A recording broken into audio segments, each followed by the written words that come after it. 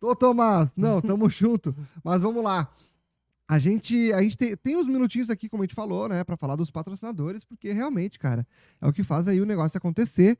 A gente entende, né, a gente entende aí que, pô, vocês querem negócio rápido, né? A gente tá numa geração que é muito rápido, muito instantâneo, né?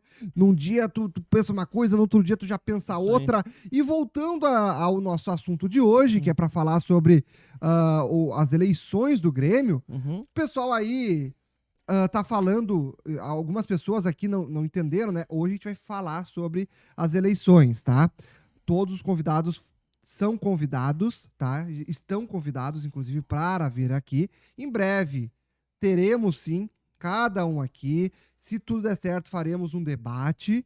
Mas hoje a gente vai falar sobre os candidatos. Por quê?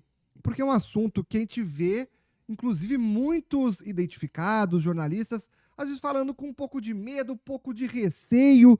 Cara, antes de ser jornalista, comentarista, comunicador, influenciador, seja o que for que vocês nos rotulem, nós somos gremistas. Nós nem sabíamos que íamos trabalhar com isso e nós já nos declaramos gremistas. Então, como gremistas, nós vamos aqui debater, falar, opinar, conversar com vocês, ler os comentários de vocês. Hoje é um papo com vocês. O bate-papo copeiro, como a gente sempre chama, é o bate-papo com a galera, principalmente. Mas então, como eu estava falando, trazendo essa introdução de que a gente é gremista antes mesmo de ser jornalista, nós vamos dar nossa opinião, nós vamos falar como gremista. Esquece jornalismo, esquece, isso aqui é melhor por isso, aqui. Mano, a gente quer pensar no melhor pro Grêmio. A gente quer pensar no melhor pro Grêmio. Então a gente vai dar a nossa opinião, vai falar sobre cada um, e como eu também falei no início, que nós somos aquele... a gente tá numa geração que tudo é muito rápido, tudo é muito, né... Putz, num dia tu tá pensando de um jeito, com um pouco tu já muda, já tá de outro, porque é muita informação, são muitas coisas. Hoje acontecem as coisas muito rápidas. E, de fato, nessa eleição está acontecendo. Tem coisas acontecendo muito rápidas. Há 1 ou 2 meses atrás, cara, 1 ou 2 meses atrás, nas pesquisas, era Calef 100%, assim, não 100%, mas tava muito em alta, assim, o Calef, o nome do Calef. Mas por quê? Porque o Calef já vinha, né, de uma gestão onde tinha trazido o Soares, e a galera comprou a ideia, tudo mais, do Calef, e aí chega agora, com a chapa do Marcelo da Marquespan e do Dutra, chega uma chapa forte. Uma chapa, querendo ou não, com dinheiro. É Marcelo da Marquespan, é Antônio Dutra Júnior e Celso Rigo. E aí chegou, né? Chegaram os salvadores, digamos assim. Pô, os caras têm dinheiro, os caras pensam em comprar arena, os caras querem colocar o Grêmio aí num patamar mais alto. E aí mudou, cara. Aí a maioria já foi, caramba, cara, olha essa chapa, olha o patamar que o Grêmio pode chegar. E, de fato, a gente vai falar sobre isso. Aí temos também correndo por fora, eu digo por fora porque nas pesquisas está muito abaixo, que é o Denis Abraão. Vamos falar sobre cada um deles aí, dar um overview pra galera, ver o que a galera tá falando também, né, Camargo? Com certeza, Noteg. Não sei se tu prefere, eu acho que vamos ler o primeiro superchat do Rodrigo. Vamos lá. Porque daí depois eu vou falar, dar uma opinião em relação a isso também. Deixa eu pegar aqui o superchat do Rodrigão, que eu tava esperando que tu fosse falar alguma coisa pra ele. Vou configurar isso aqui. Não, então eu vou falar. Fala aí. Então eu vou falar. É o seguinte, ó. Bom, vamos lá. Vamos por partes. Alberto Guerra, né? Galera, quanto ao Calef e Alberto Guerra. Foi? Foi. Tá, vai o superchat. Tá, vai pra tela, então. Vamos lá pro superchat do Rodrigo, que fala o seguinte. Precisamos de alguém que profissionalize o departamento de futebol. Nada de vice político. Pessoas remuneradas e cobradas. É o que falta. E sortear um fone da JBL. Ó, quem sabe, hein? A gente pode falar com eles aí pra, de repente, sortear um fonezão. Mas valeu aí pelo superchat, Rodrigão. Obrigado, Rodrigo. Muito obrigado de verdade. Quem quiser mandar mais superchat, isso aí ajuda. E também se tornem membros do canal, que isso aí fortalece também demais. E a gente vai fazer sorteios de uma camisa oficial do Grêmio todos os meses, beleza? E votem ali, porque nós vamos divulgar, de repente na nossa comunidade, a gente divulga quem venceu essa primeira enquete, né? Todo mundo votando aí, mano. Votem ali. Bom, galera, seguinte, ó.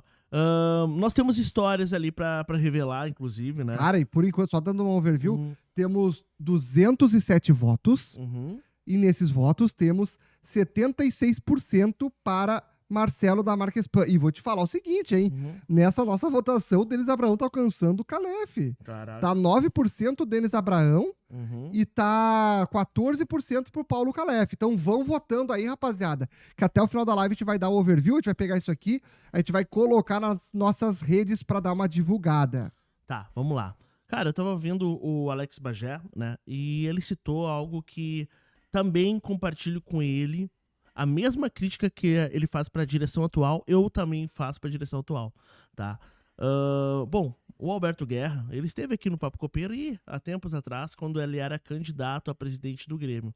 Cara, se tu for olhar os cortes do Guerra no Papo Copeiro, são muito positivos para ele. São muito positivos para ele.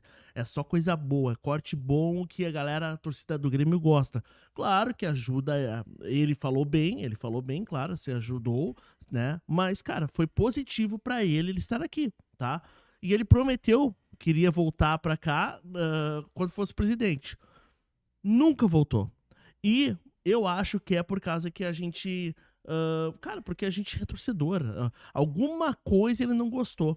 Tanto é que a direção atual só fala com RBS, só fala com sala de redação, só fala com essas empresas grandes aí. Só que... E, cara, e olha só, olha Uhum. como é hipocrisia, né? Porque essas mesmas empresas grandes como a ESPN, Uhum. como a RBS, tem gente lá que também bate neles, tá ligado? Eles batem neles Exatamente. dia e noite. Exatamente. Só que a gente é torcedor do Grêmio.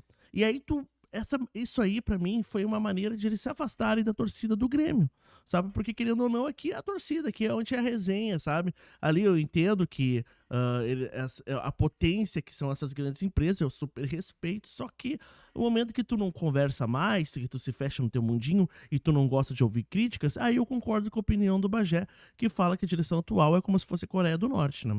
E, cara, beleza. Ponto número 1, que pra mim é uma das principais críticas à direção atual. Aí vamos lá. Calef esteve no Papo Copeiro já algumas vezes. E a gente... Cara, se vocês verem as entrevistas com o Calef, elas são muito positivas. Por exemplo, o Meneghetti, que eu adoro o Meneghetti. Só que ele tem uma crítica, ele tem um jeito diferente de fazer a Mais parada. ácido, né? Mais ácido. crítico. A gente uma não, porradaria. a gente tem uma coisa aí no Noteg, eu penso assim, ó. É como se receber a pessoa na minha casa. Exato, Então eu não vou tratar exato. mal o cara, ou gostando ou não. Não importa. E naquele momento, o meu candidato favorito, inclusive, era o Calef. Inclusive, se tu Exato, for ele olhar. falava disso. Se tu for olhar nas minhas redes sociais e tudo mais, era eu falando, não, o Calef tem que ser presidente. Ou nos cortes. Aí tu vai olhar os cortes do Papo Copeiro. Calef 100%. Positiva. Pauta positiva, só assim, ó. Só coisa boa, né? Beleza. Então, por quê? Porque eu achava que o Calef era... Ele tem essa coisa, tipo, de conversar com na minha cabeça, de conversar com a galera, sabe? É isso que eu botava na cabeça, que ele tinha essa coisa de conversar com a galera. O que o Calef me faz? Logo, assim, ó, ele recém foi... Ele tá como candidato. O que ele me faz? Aí vai lá, né, o Noteg, né, no Insta procurar, vamos conversar com o Calef daqui a pouco, até pra ele vir no Papo Copeiro de novo e tal. O Noteg tava bloqueado. Cara, não achava o perfil do Calef. Tá ligado? Então... E, cara, a gente ficou decepcionado, porque não tava.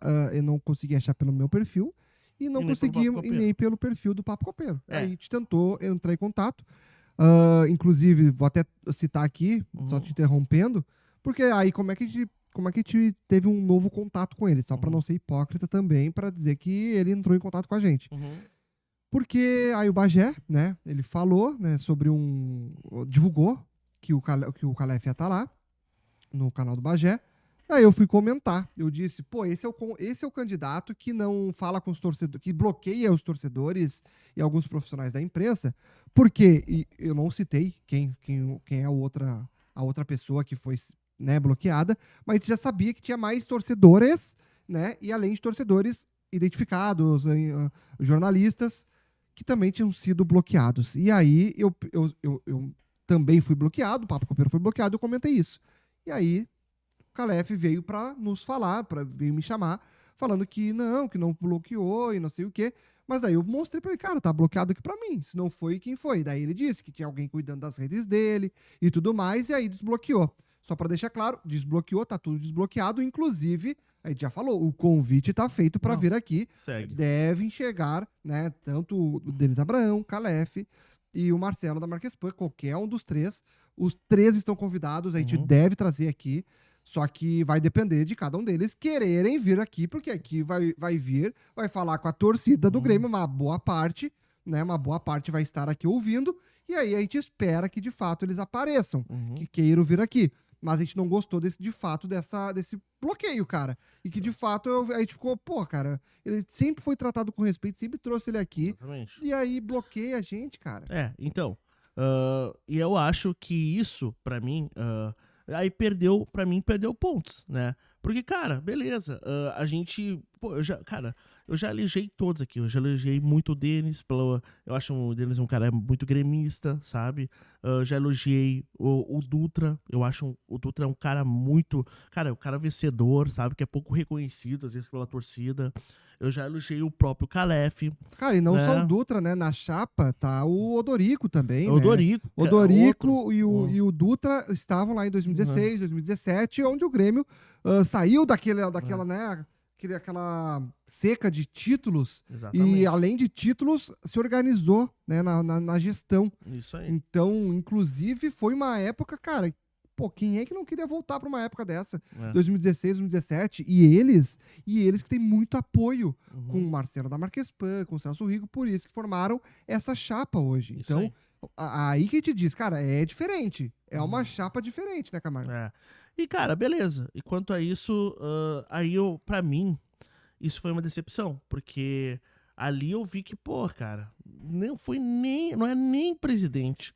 A principal crítica a essa direção é justamente só conversar com quem fica bajulando eles, essa é a verdade. Só conversa com quem bajula, cara, que é horrível. Cara, assim, ó, você tem filho ou não tem, cara, sabe, só bajular, cara, não vai crescer. A gente quer nosso Grêmio bom, forte. Essa galera que fica só bajulando é a galera que prejudica o Grêmio. E é o que parece que a direção atual do Alberto Guerra gosta. Eles querem que os caras não me lambem até infinito, senão eu não vou falar com vocês, eu odeio vocês são menos gremistas por uma mini crítica. E aí acaba afastando o torcedor, né? Que, cara, às vezes a gente tá colocando o que o torcedor tá pensando, sabe? E a gente nem é tão crítico assim, tá? Daqui a pouco a gente só elogia um e já não gosta. O que é vergonhoso. O Grêmio não é de ninguém. O Grêmio não é de ninguém. É da torcida. É da torcida. A torcida que faz o Grêmio, cara. Então, cara, eu simplesmente beleza. E aí já não gostei dessa história. Não gostei nem um pouco dessa história. E aí, pra mim, hoje, eu vejo que o Calef, por mais que antes pra mim era o grande favorito, pra mim, ele começa atrás de todos. Ele dá um passo pra trás pra ser o presidente do Grêmio. Antes eu achava ele é o favorito, mas depois disso aí, eu comecei a rever. E, cara, eu espero de verdade... E é a nossa opinião, tá, rapaziada? É a nossa opinião. Eu espero de verdade que o Calef reverta isso. Gostaria, Calef, mostra aí que tu... Desbloqueou, né? Só que ele vai ter que mostrar vindo aqui também. Vindo, aparecendo sabendo levar críticas, sabe? Porque, cara, pra tu ser o presidente do Grêmio, tu tem que saber levar críticas, tu tem que estar conversando com a gente, tu tem que, sabe? A gente não tá contra o Calef, né? A gente não tá contra o Dutra, a gente não tá contra o deles, ou contra o Marcelo da Marquespan. A gente tá a favor do Grêmio, cara. A gente tá a favor do Grêmio. Então, é isso que a gente... que, pra mim, o Calef perdeu, assim, ó, se fosse um tabuleiro, ele volta umas casinhas pra trás. Exato. E enquanto o Marcelo, o Dutra, que antes a gente achava que ia ser o Dutra, né? Que eu achava que seria um bom presidente. Aí tu junta com o Marcelo... E o Celso Rigo. Aí deu. Aí, cara, eles dão difícil. 10 passos à frente. Na minha cabeça, tá? Não é a tua cabeça torcedor, na minha. Se eles quiserem reverter isso, eles vão ter... O Calef vai ter que conversar com a turma, vai ter que... Porque outra coisa importante, tá? Outra coisa que eu gostaria de botar. Cara, é o seguinte. sobre o Marcelo da Marquespan. Eles vieram com uma coisa que eu sempre fui um cara que achava que a SAF era interessante. Porém, ao mesmo tempo perigosa, né? Porque eu não aguentava mais político, advogado, não sei o quê. Os caras que não mostraram que tem experiência empresarial para assumir o Grêmio, né? Um cara que nunca teve uma experiência com empresa, não foi chefe de nada, mas do nada assumiu o Grêmio, sabe? Então é um cara, eu acho que é importante ter um cara com experiência empresarial. Gestão, né? Gestão, sabe? Gestão de pessoas, gestão de empresa. E beleza, entrou o Marcelo Marques e, pô, esse é um cara que tem experiência com isso. Eu tive uma entrevista com o Duda e ele já mostrou que tem boas ideias, né? Agora na prática a gente vai entender também. Né? E é a mesma coisa, se a gente achar que tem que criticar, a gente vai criticar, a mesma coisa, mas nesse momento ele só se candidatou, a gente não tem muito o que falar dele. A gente ouviu as ideias e gostei das ideias. O que tá acontecendo, que eu acho que, por isso que ele dá 10 passos à frente, o Marcelo, né, e a chapa do Marcelo, é que os outros começaram a se mobilizar e ir atrás de empresário. Os outros, ele fez toda a campanha, ele mudou a campanha. Atrás, né? Sentiram que tava atrás. Tava atrás. Porque antes, cara, tava... Porra, o Marcelo chegou ali, que já é um empresário, daí faz parceria com o Celso Rigo. E aí começaram a... Pô, não, eu também tenho empresário, sabe? Tipo, preciso mostrar que eu também tenho empresário, também vou ter dinheiro. Inclusive, tem um trecho, eu já vou ler os comentários, rapaziada. Eu sei que estão comentando aí, a gente falou que ia ser um bate-papo copeiro, mas só pra concluir essa parte, que o Denis Abraão ontem fala, né? Que ele não tem dinheiro. Ele não tem dinheiro pra comprar arena. Tipo, ele foi justo, ele foi sincero, ele não tem. Não tem dinheiro pra comprar arena. Então, a gente já sabe que o Denis ali, ele foi sincero, né? Foi honesto, mas é melhor do que também falar algo que daqui a pouco não vai conseguir cumprir. Mas enfim, deixa eu ler os comentários de vocês, gurizada, porque senão vai passar aí o horário, a gente não vai conversar, né?